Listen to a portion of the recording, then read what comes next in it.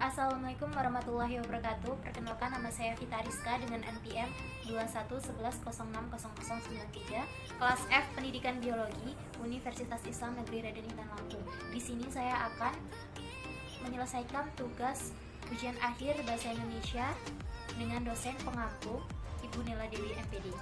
Dalam pembuatan artikel kali ini saya mengambil tema yaitu tentang mengenal lingkungan. Tujuan dari penulisan artikel ilmiah ini yaitu untuk mengetahui permasalahan-permasalahan lingkungan, untuk mengetahui penyebab dan dampak yang ditimbulkan dari masalah lingkungan, dan untuk mengetahui upaya-upaya yang dapat dilakukan untuk mengatasi masalah lingkungan, serta mengetahui komponen dasar lingkungan. Data-data yang diperoleh didapatkan dari sumber-sumber dan literatur Google dan jurnal. Permasalahan lingkungan sering terjadi pada sungai, laut, tanah, dan hutan.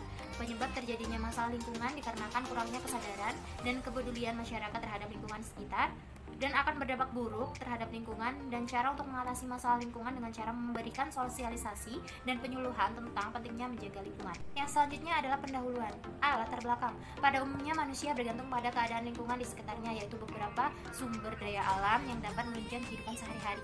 Sumber daya alam yang utama bagi manusia adalah tanah, air, dan udara. Hasil dan pembahasan. Lingkungan merupakan sebuah kondisi fisik di mana seluruh keadaan sumber daya alam seperti tanah, air, energi, hutan, beserta seluruh flora dan fauna yang ada dan menggunakan lingkungan fisik tersebut.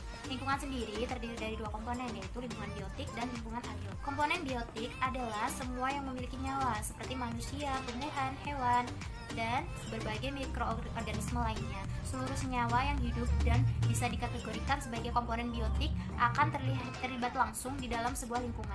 Berikut ini terdapat beberapa ciri-ciri lingkungan biotik. Terdiri atas: yang pertama, bernafas; yang kedua, tumbuh; yang ketiga, berkembang biak; yang keempat, iritabilitas; yang kelima,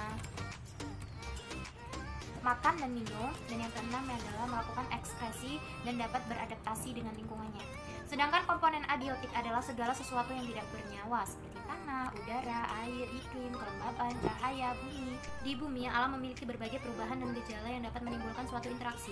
Interaksi-interaksi tersebut dapat dibedakan menjadi biotik dan abiotik. Gejala alam biotik dan abiotik ini membuat manusia membutuhkan pengetahuan untuk mengidentifikasi dalam merespon gejala alam yang terjadi. Jika manusia dapat mempelajari gejala alam biotik dan abiotik, maka manusia dapat mengembangkan ide-ide agar mampu berinteraksi dengan alam sekitarnya. Hal ini tentu menjadi suatu pengetahuan agar manusia dapat melakukan sesuatu pada alam untuk menjaganya, bukan merusaknya. Nah, yang selanjutnya adalah upaya-upaya apa saja yang dapat mengatasi berbagai masalah lingkungan hidup. Usaha mengatasi berbagai masalah lingkungan hidup pada umumnya. Permasalahan yang terjadi dapat diatasi dengan cara sebagai berikut. Yang pertama, menerapkan penggunaan teknologi yang ramah lingkungan pada pengelolaan sumber daya alam, baik yang dapat maupun yang tidak dapat diperbarui, dengan memperhatikan daya dukung dan daya tampungnya. Yang kedua, yaitu untuk menghindari terjadinya pencemaran lingkungan dan kerusakan sumber daya alam, maka diperlukan penegakan hukum serta keadilan yang konsisten.